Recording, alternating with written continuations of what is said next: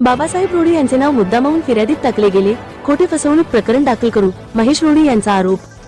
नेवासा तालुक्यातील गोणेगाव येथे घडलेल्या एका रस्त्याच्या वादाने आता तणावाचे स्वरूप घेतले असून संबंधित प्रकरणात दाखल झालेल्या पोलीस फिर्यादीवरून गावात खळबळ माजली आहे। 29 जुलै 2025 रोजी घडलेल्या घटनेत दोन्ही बाजूंनी पोलिसांत फिर्यादी दाखल करण्यात आल्या। मात्र मनीषा कांबळे यांनी केलेल्या फिर्यादीत बाबासाहेब रायभान रोडे यांचे नाव मुद्दामहून घेतले गेले आहे, असा थेट आरोप बाबासाहेब रोडे यांचे पुत्र महेश रोडे यांनी करत खळबळ उडवून दिली आहे। खोट्या नावाने गुन्हेगार बनवले जात आहे, महेश रोडे संतप्त। माध्यमांशी बोलताना महेश रोडे म्हणाले, घटनेच्या वेळी माझे वडील घटनास्थळी उपस्थितच नव्हते, तरी देखील त्यांचे नाव मनीषा कांबळे यांनी अपप्रेरणेने फिर्यादीत टाकले आहे। हे पूर्णपणे नियोजनबद्ध असून आमच्या कुटुंबाला अडचणीत आणण्याचा हा डाव आहे। आम्ही लवकरच खोटी फिर्याद दिल्याबद्दल त्यांच्यावर दावा दाखल करणार आहोत।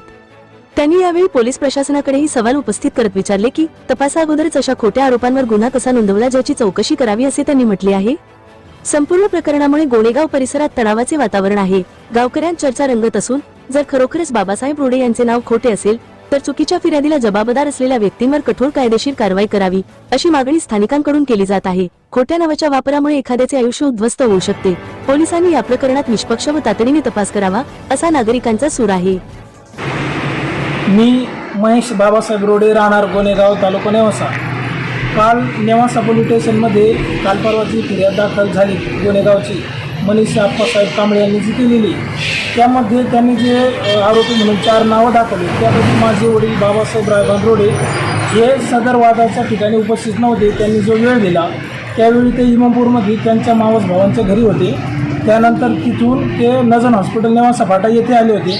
त्या वादाशी माझ्या वडिलांचा कुठलाही संबंध नाही, तरी नेवासा पोलीस स्टेशन यांनी त्या घटनेची सदर चौकशी करून त्या घटनेतून माझ्या वडिलांचं नाव वगळावे आणि अन्यथा यात कुठलेही जरी पुरावे जर असले, मी त्या ठिकाणी असल्याबाबत, त्या वडील असल्याबाबत, तर त्या ठिकाणी वडिलांना कठोरात कठोर शिक्षा द्यावी। पण जर नसेल तर माझे वडील गावचे, माझे आजोबा गावचे माजी सरपंच होते।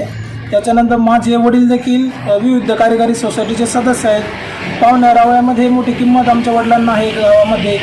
आमची जी बोगस बदनामी झाली या गुन्ह्याविरुद्ध, त्याचा आम्ही आबरू नुकसानीचा दावा लवकरच दाखल करणार आहोत। राज्यातील आणि देशातील बातम्या पाहण्यासाठी आजच आमच्या महाराष्ट्र न्यूज प्रिन्स या YouTube चॅनलला सबस्क्राईब करा आणि मिळवा नवनवीन अपडेट।